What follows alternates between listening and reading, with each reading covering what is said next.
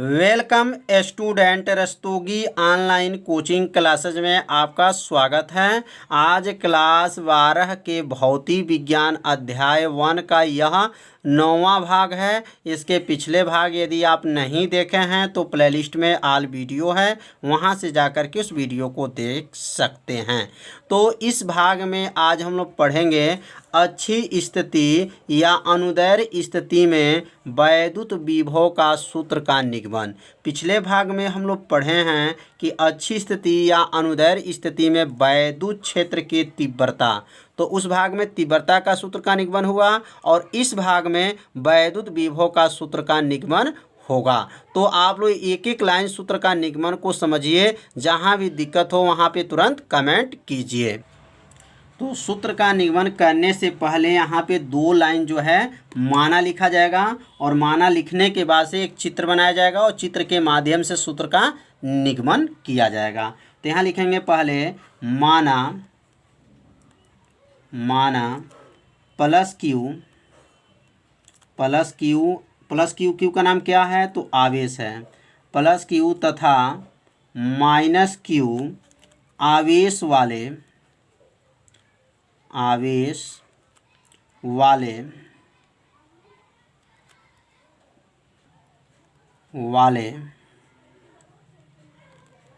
माना plus Q तथा minus Q आवेश वाले वैद्युत विभव, वैद्युत यहाँ पे लिख सकते हैं द्विध्रुव, वैद्युत द्विध्रुव से अच्छी स्थिति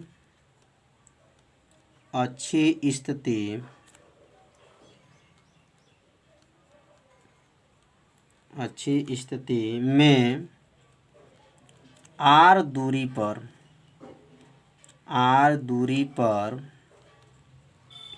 उत्पन्न वैद्युत विभव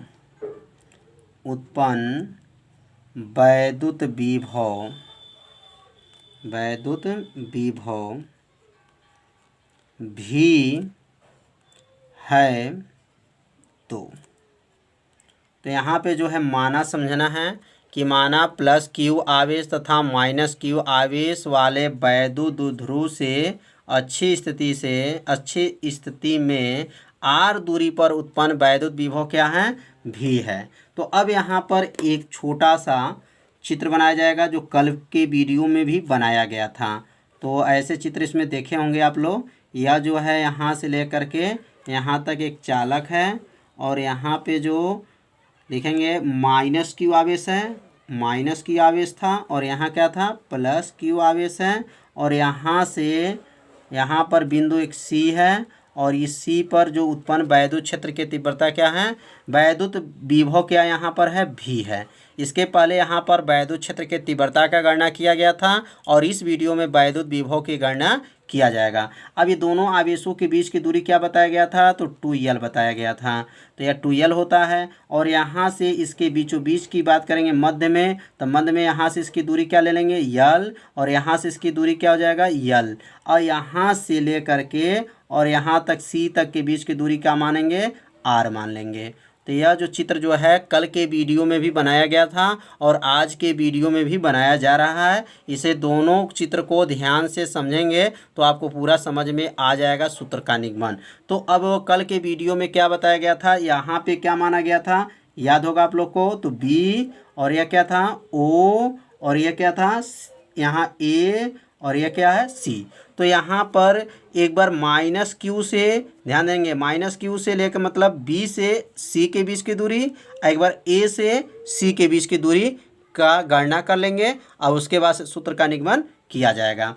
तो अब जो है यहाँ पे जो है पहले BC निकालेंगे। तो BC कितने के बराबर है, तो कल के वीडियो में बताया गया था BC कितने के बराबर बताया गया था। तो BC यहाँ से देखेंगे, BC के पास ये BC के टोटल हमारी दूरी क्या होगा, तो यहाँ से यहाँ तक की दूरी क्या है L और L से यहाँ तक की दूरी क्या है R। तो इसलिए क्या हो जाएगा L प्लस R लिख सकते हैं या लिख सकते हैं BC बराबर भी हो सकता है R प्लस L। तो BC का बीच की दूरी कितना गया R प्लस L। तो एक मान तो क्लियर हो गया। अब हम किसका मान ज्ञात करेंगे, तो AC का मान ज्ञात करेंगे। तो AC बराबर कैसे निकलेगा, अब ए सी निकालने के लिए ध्यान देंगे, यहाँ से जो है ओ ए प्लस ए सी, तो यहाँ लिखेंगे ओ ए प्लस ए सी कितने के बराबर होगा, तो यह होगा ओ सी के बराबर होगा। तो ओ ए प्लस ए सी कितने के बराबर हो गया, ओ सी के बराबर हो गया। अब ओ ए का मान क्या है, तो ओ ए का मान यल है, तो यहाँ यल लिख देंगे प्लस ए सी बराबर ओ सी कितना है, आर है। अब यल को क्या करेंगे, पक्षांतर, तो ए सी बराबर क्या होगा, आर माइनस यल। तो ए सी का मान निकल गया आर माइनस यल। तो यह दो मान जो निकला है समझ में आ गया होगा कि ए सी का मान और बी सी का मान। अब यहाँ से एक बार माइनस क्यू आवेश के कारण सी पर उत्पन्न विभव निकालेंगे, एक बार प्लस क्यू आवेश के कारण सी बिंदु पर विभव की गणना करेंगे और उसके बाद से आगे सूत्र का निगमन कर दिया जाएगा। तो यहाँ समझ में आ गया होगा कि BC और AC का मान कैसे निकला। आप लोग भी ऐसे निकाल लीजिए अपने कॉपी में। अब इसके बाद से आगे समझेंगे। अब यहाँ लिखेंगे प्लस क्यू आवेश के कारण, प्लस क्यू आवेश के कारण, आवेश के कारण बिंदु C पर उत्पन्न वैद्युत विभव। तो वैद्युत विभव का सूत्र क्या होता है, पहले यहाँ सूत्र लिख लेंगे और उसके बाद से सूत्र का निगमन करेंगे। तो V का सूत्र होता है, V बराबर पढ़े हैं, इसका निगमन कर दिया गया है 4 पाई 1/4 पाई एप्सिलॉन 0 और यहाँ होता Q बटा R होता है। तो यह तो फार्मूला है। अब इसी फार्मूला के सहायता से यहाँ पे नीचे मान को भरेंगे। तो यह जो है प्लस क्यू आवेश के कारण है, तो जब प्लस क्यू आवेश के कारण सी बिंदु पर उत्पन्न वैद्युत विभव, तो यहाँ सूत्र बन जाएगा V1 बराबर 1/4 पाई एप्सिलॉन 0 और यहाँ हो जाएगा Q प्लस क्यू है और R मतलब दूरी। तो यह प्लस क्यू से सी तक के बीच की दूरी का नाम क्या था, तो AC था। क्या था, AC। अब यहाँ थोड़ा चित्र में देख लिया जाए कि AC था कि BC था। तो यहाँ चित्र में देख लीजिए, यह प्लस क्यू आवेश से C तक के बीच की दूरी का नाम क्या है, AC। यहाँ A है और AC है, तो इसे इसके बीच की दूरी को क्या लिख देंगे, AC। अब यहाँ पर AC का मान जो है रख देंगे। अब यहाँ AC का मान जो निकला है वह मान को यहाँ पे रखा जाएगा। तो V1 बराबर 1/4 पाई एप्सिलॉन 0 और यहाँ जाएगा Q बटा AC का मान कितना निकला था, तो R माइनस यल। इसको मान लेंगे समीकरण नंबर 1। तो समीकरण 1 समझ में आ गया होगा। अब माइनस क्यू आवेश से, अब यहाँ जो प्लस क्यू आवेश है, अब यहाँ पे लिखेंगे माइनस क्यू आवेश के कारण, माइनस क्यू आवेश के कारण बिंदु C पर उत्पन्न वैद्युत विभव। अब इसका सूत्र क्या बनेगा, तो पहले हमारा क्या था, V1 था, अब क्या हो जाएगा यहाँ पर V2। तो V2 बराबर 1/4 पाई एप्सिलॉन 0 और यहाँ होगा Q बटा, और पहले ये क्या था, AC था, तो अब क्या हो जाएगा BC। यह AC के जगह पे अब क्या हो जाएगा BC। अब यहाँ BC का मान को क्या करेंगे, रख देंगे। तो अब अगला बनेगा यहाँ पर V2 बराबर 1/4 पाई एप्सिलॉन 0, यहाँ लिखेंगे Q बटा, और यहाँ ध्यान देंगे ये माइनस Q है, तो यहाँ पे आवेश भी क्या रहेगा, माइनस रहेगा, और यहाँ पर भी माइनस रहेगा बटा, और BC का मान क्या था, तो R प्लस क्या था, यल था, तो R प्लस यल। तो समझ में आ गया होगा, यह समीकरण बन गया 2। तो समीकरण 1 और समीकरण 2 कैसे बना, एक बार प्लस की आवेश से सी बिंदु पर विभव, एक बार माइनस की आवेश के कारण सी बिंदु पर उत्पन्न विभव। तो V1 और V2 का मान निकल गया। अब उसके बाद से लिखेंगे यहाँ पर परिणामी विभव, परिणामी विभव अब किससे प्रदर्शित करेंगे, तो परिणामी विभव जो है V से प्रदर्शित करते हैं। तो V बराबर क्या होगा, V1 प्लस V2। तो यह परिणामी विभव V बराबर V1 प्लस V2। अब यहाँ पे इसका मान V1 का और किसका मान भरेंगे, V2 का। तो यहाँ लिखेंगे V बराबर V1 का मान जो निकला है यहाँ पे रख देंगे। कितना निकला था, तो 1/4 पाई एप्सिलॉन 0 और क्या था Q बटा और यहाँ लिखेंगे R माइनस L। ये किसका मान है, तो यह V1 का मान है। प्लस कर लेंगे V2 का मान क्या है, 1/4 पाई एप्सिलॉन 0 और यहाँ लिखेंगे माइनस Q बटा और यहाँ लिखेंगे R प्लस L। तो यह समझ में आ रहा होगा, यह मान किसका है और यह मान किसका है, तो V1 का और यह किसका है, V2 का। अब ये क्या करेंगे, यह माइनस जो है प्लस और माइनस मिलेगा तो ये क्या बन जाएगा, माइनस हो जाएगा। तो अब अगला लाइन लिखेंगे V बराबर 1/4 पाई एप्सिलॉन 0 और यहाँ लिखेंगे Q बटा और यहाँ हो जाएगा R माइनस L और यह हो जाएगा माइनस 1/4 पाई एप्सिलॉन 0 और यहाँ लिखेंगे Q बटा और यहाँ लिख देंगे R प्लस L। तो यह जो मान माइनस कैसे हो गया, क्योंकि यह प्लस और माइनस मिलेगा तो क्या बनेगा, माइनस।